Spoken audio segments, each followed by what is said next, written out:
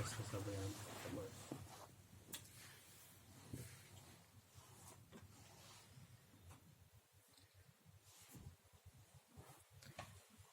السلام عليكم ورحمة الله وبركاته.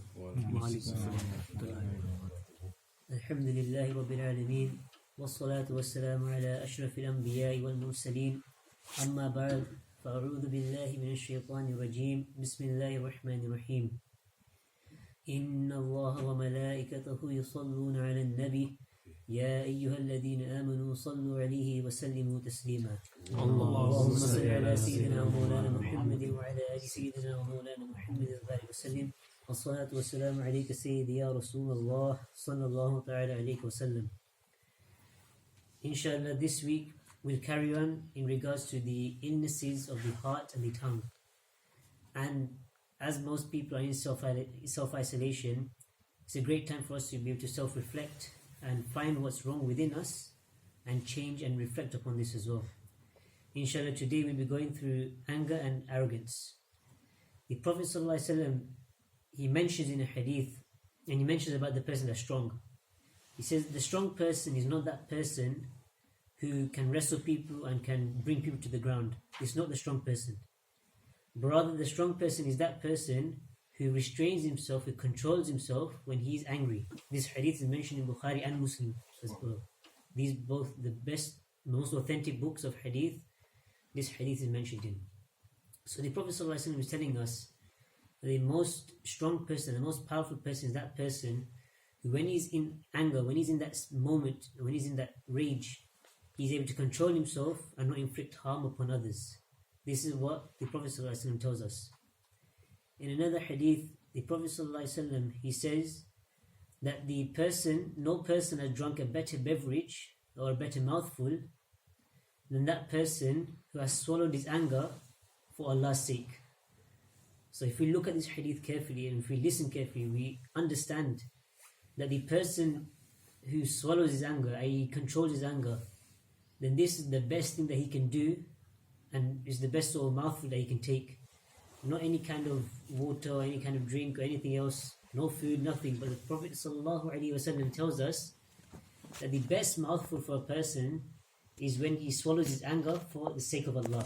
And for the sake of Allah means to not inflict harm upon others, to not lie, to not backbite about someone, to not get angry at someone, to not inflict harm physically or verbally upon someone as well. In the Quran, Allah gives us some advice as well. He tells us to deter from something with that which is good.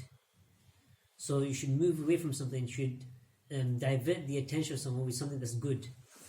And then you should, in such a way that between you and that person that you're talking to, that hatred, it becomes such that you both become good friends.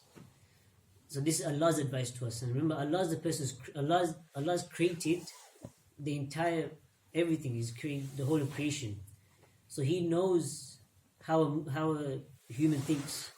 So He's telling us that we should, when someone is angry with us, or when we hate someone, and when we go to talk to them, we should divert the anger and we should instead talk with some sweet words. We should talk good. And in this way, we become special friends. Sayyidina Ibn Abbas radiallahu ta'ala an, who is Sayyid al-Mufassirin, who is the leader and the best of those who have written a commentary on the Quran, he writes regarding this verse. He says that at the time of anger, one should remain patient. You shouldn't retaliate. And if others treat you unjustly, if others treat you with oppression, then you should just forgive them. You shouldn't retaliate, you shouldn't do something back. And when someone does this, then Allah will keep him protected and his enemies will be humbled, just as if he were a special and close friend. This is what Sayyidina Ibn Abbas radiallahu ta'ala an, who is the cousin of the Prophet ﷺ and the best of commentators of the Quran, he writes this. Moving along, we find in another hadith that the Prophet ﷺ, he mentioned in Bayhaqi that he tells us that Allah will protect the secrecy of that person who protects his tongue, meaning he controls his tongue and does not inflict harm upon others with his tongue. Then Allah will suspend his punishment on the day of Qiyamah, meaning Allah will not punish him on the day of judgment because of controlling his tongue, because that person has controlled his tongue. And whosoever presents a plea, an excuse to Allah, then Allah will accept his plea as well. Meaning that the person who shows patience during the time of anger, and if he asks something from Allah on the Day of Judgment, then Allah will accept this. This is the rank of that person who has controlled his anger and does not inflict harm upon others in the time of anger. This is the mercy of Allah subhanahu wa ta'ala as well. That just by controlling our anger, then Allah will allow us to ask for something from Him on the Day of Judgment. That day when everybody is running from each other, when a mother's run from her children, when a father runs from his children, when everybody runs from each other, friends from friends, and everybody just is in their own world, it's nafsi world, where everyone's just looking after their world, everyone's just looking after themselves.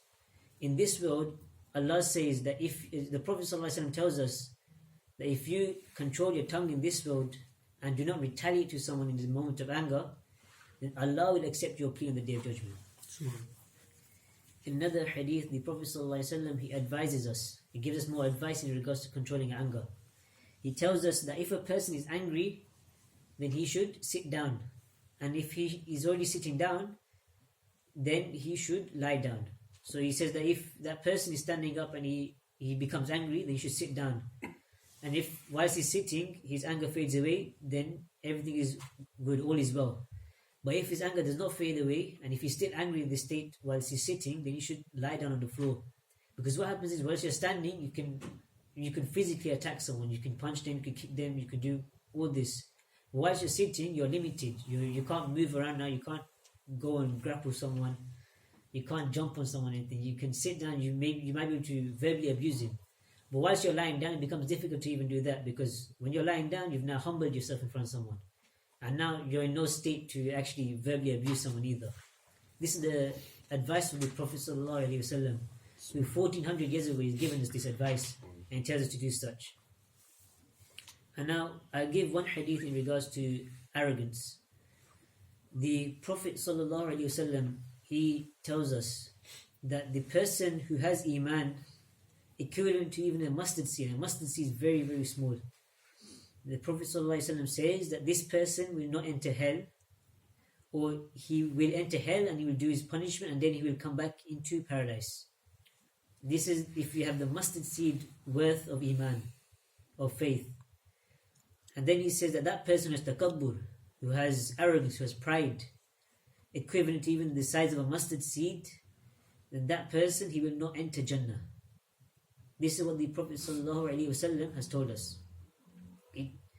This means that arrogance is something which will destroy your Iman, something which will bring people apart from one another. If you see someone who's arrogant on the streets, someone who's walking with pride, then you don't get good vibes from this person. This person, he looks like someone you wouldn't want to approach. And also the person who has pride within himself, you can find that he's unwilling to give money to others, or he's unwilling to be charitable, kind, or any of these things. These qualities are rarely found in that person who holds a lot of pride. May Allah protect us from being proud. There's also something I wanted to mention, that there are some people today who hold this pride and they say that we have such faith in Allah that we don't need to take any precautions and the coronavirus won't hurt us. We've just got the faith in Allah. Whatever happens, happens. Now, in regards to this, some people hold this mentality.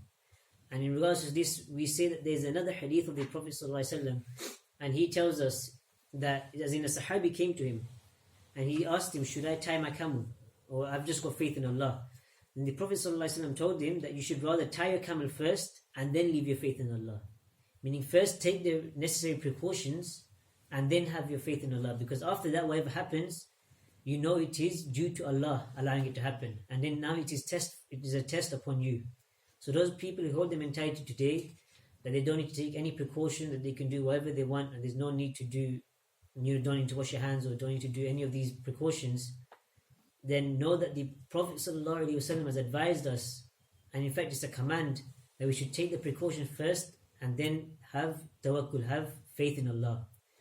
May Allah subhanahu wa ta'ala allow us to act upon what has been said today. May Allah allow us to control our tongues and our states in the state, whilst we are in the state of anger. وَمَا عَلَيْنَا إِلَّا الْبَلَاغُ الْمُبِينُ وَالْحَمْدُ لِلَّهِ رَبِّ الْعَالَمِينَ.